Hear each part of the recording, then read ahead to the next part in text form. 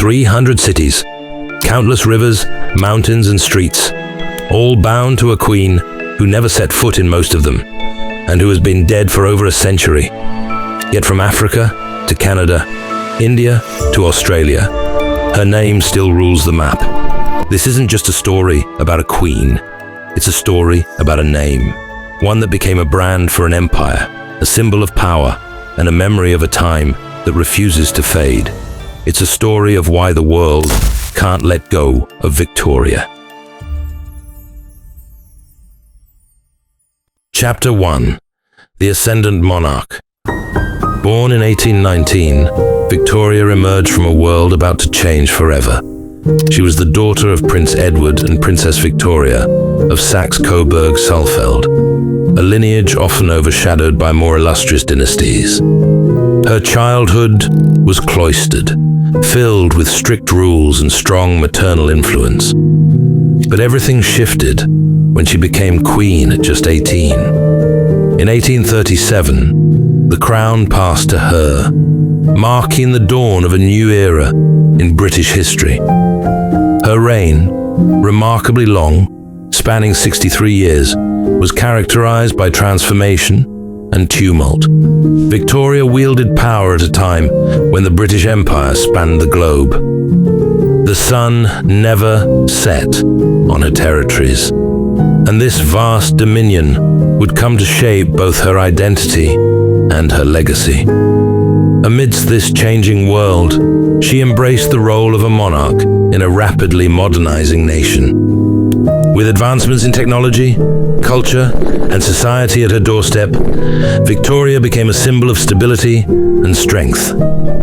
Through her marriage to Prince Albert, she found a partner who shared her vision for the empire. Their union blended personal happiness with political acumen. As their family expanded, so did Victoria's influence over the public, drawing the masses toward the throne. This early period defined her reign, setting the stage for her lasting impact. In her rise, we find not just a queen, but an emblem of an age where tradition met innovation, and where a young woman proved she could indeed wear the crown.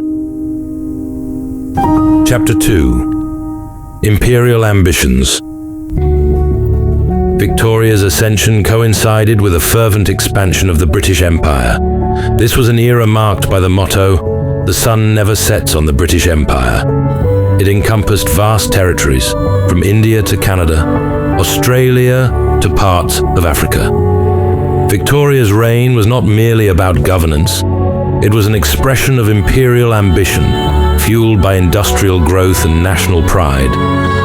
The British saw themselves as bearers of progress and civilization, and Victoria became the quintessential figurehead.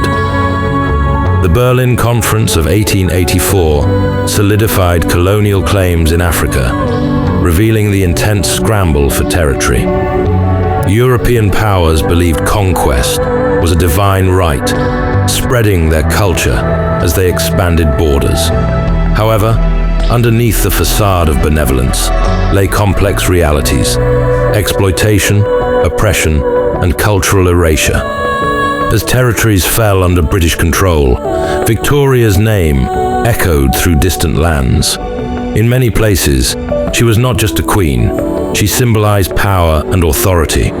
The paradox lay in her representation. Revered in Britain, she sparked resentment in colonized nations. Yet, her monarchy adapted, incorporating diverse elements of empire into its identity. The phrase, "There's many a slip twixt cup and lip," rings true when examining the unintended consequences of imperialism.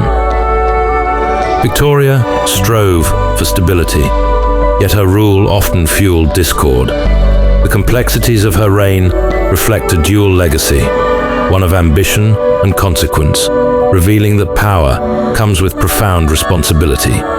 Her name, stitched into the fabric of nations, serves as stark reminder of this historical truth. Chapter 3. Crossroads of Cultures. Victoria reigned over a mosaic of cultures, languages, and traditions. The British Empire expanded not only through conquest, but also through connections. Diplomatic marriages and alliances, such as her own with Prince Albert, exemplified this trend. Victoria had 9 children, whose unions with European royals helped bridge divides, fostering a shared cultural identity across continents. However, the intersections of these cultures were complex. While Victoria sought to promote unity, her empire often deepened divisions. Indigenous populations were frequently marginalized or misrepresented, as Western ideals dominated. The civilizing mission was a common justification for imperialism, yet it often dismissed rich histories. The paradox of her legacy lies in this duality. Victoria became a cultural icon, her palaces filled with art, literature, and innovation influenced by her vast empire. But what about the cultures being overshadowed? In India, the British sought to impose their values, yet local customs thrived in the shadows. The Indian Rebellion of 1857 exposed the profound cracks in this colonial approach, prompting Victoria to be declared Empress of India in 1876. It was a move to assert royal control, but also an acknowledgement of the country's significance. The culture clash continues to resonate, reminding us of the tensions between power and identity, and the ways in which people navigated colonial rule. Royalty and common folk, Victorian ideals influenced lives far beyond British shores. Ultimately, Victoria's reign stands as a testament to the intricate tapestry of empire, weaving together threads of connection and conflict across the globe. Chapter 4. The Queen's personal and political life. Behind the crown was a woman, a wife, a mother, and a monarch. Victoria's marriage to Prince Albert was not just a partnership, it shaped her approach to rule. They shared a deep intellectual bond, exchanging ideas that influenced policy. Albert's presence inspired Victoria, allowing her to blend personal with political. Together, they modernized the monarchy. However, this dynamic shifted with Albert's untimely death in 1861. His passing left her shattered. In mourning, Victoria retreated from public life, igniting debates about her leadership. Many criticized her for withdrawing, yet this was a profound transformation. The nation now questioned what it meant to be a queen. Victoria gradually re-emerged, her grief refining her purpose. She became a figure of resilience, advocating for various causes, including women's education and social reform, evoking admiration among her subjects. Nonetheless, her reign wasn't without contention. The political landscape brimmed with challenges: the rise of republicanism, demands for reform, and imperial responsibility. Victoria navigated these turbulent waters, balancing her personal convictions with the pressures of statecraft. Her influence grew as she engaged with political leaders, evolving into a powerful figure in British politics. The complexities of her dual roles revealed a monarch in constant flux, striving to uphold dignity while facing an ever-changing world. As both queen and woman, Victoria forged a unique path, leaving a legacy deeply intertwined with her personal journey. Her narrative is a poignant reminder of how personal grace can guide public strength. Chapter 5. The Impact of Victoria's Reign. Victoria's reign is characterized by both remarkable achievements and stark failures. As industrialization surged, so did social upheaval. The Victorian age birthed innovations that shaped modern society, from the steam engine to the telegraph. Under her rule, Britain emerged as a global powerhouse. Factories flourished, railways connected distant cities, and the middle class expanded. Yet this progress came with a cost. The Industrial Revolution brought pollution, poverty, and worker exploitation. Victoria's response to social issues was often delayed. While she advocated for healthy living conditions and thoughtful legislation, the working class still suffered. Additionally, the empire faced scrutiny for its oppressive practices. Colonized nations often experienced injustice, raising ethical questions about imperial rule. The scrutiny grew over time as dissent began to surface. The legacy of colonialism, symbolized by Victoria's name, sparked debates about cultural respect and identity. After her death in 1901, the British Empire would face calls for reform, a reflection of her complex tenure. Did her reign herald progress or perpetuate suffering? Ultimately, the answer lies in understanding the duality of her empire. While Victoria stands as a figure of progress, her legacy speaks to the consequences of imperialism. To name a city after her is to invoke paths of both enlightenment and oppression. This duality demands introspection, compelling us to grapple with the often uncomfortable truth of our histories. Victoria's reign serves as both a celebration of human innovation and a caution against unchecked power. Chapter 6. A Name Across Borders. Her name transcends time and geography. Over 300 cities, landmarks, and rivers honor her legacy. What compels municipalities to pay tribute to a monarch they never knew? Her name became a brand, a symbol of imperial strength. These tributes reflect more than nostalgia. They illustrate complex relationships with imperial history. Take, for example, Victoria, Hong Kong.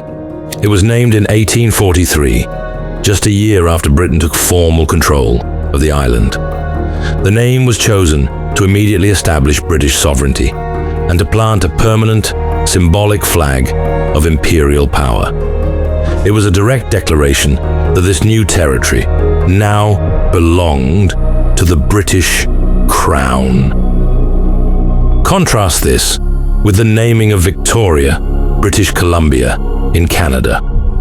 In 1843, a trading post was founded on the West Coast, at a time when the territory's ownership was still in dispute with the United States. Its name was not just a nod to the Queen, but a strategic assertion of British loyalty. The naming was a gesture of allegiance to the Crown, ensuring the new settlement's identity was tied to the Empire and not to its American neighbors. Finally, consider the case of Johannesburg, South Africa. Though the city itself was never named Victoria, it's a prominent example of how her name was used to mark a legacy. When Britain formally took control of the region, the newly discovered Victoria Falls was named to celebrate a major territorial acquisition. The naming of landmarks served as a symbol of the empire's dominance and its expansion into new, resource-rich territories. This act of naming celebrated the empire's power while cementing its claim to a valuable part of the continent. These tributes embody aspirations of growth and progress, yet they evoke the shadows of colonialism. For many, her name signifies resilience, progress, and shared heritage. As colonial cities encountered change, embracing her name also meant confronting uncomfortable truths. The narratives of colonization entwined with the stories of those who lived there. Her empire forged connections, bridging cultures, intertwining destinies. Yet as we acknowledge monuments and streets, we must examine who is honored and why. When we name places after her, we invoke a dialogue with the past, recognizing her accomplishments while equally confronting her empire's darker aspects. The judgment remains. Are these names symbols of pride or reminders of pain? In this ongoing conversation about identity and heritage, her legacy offers lessons on the implications of recognition. She is an enduring presence, a challenge to redefine meaning in contemporary contexts. Chapter 7. Reflections on Empire and Legacy.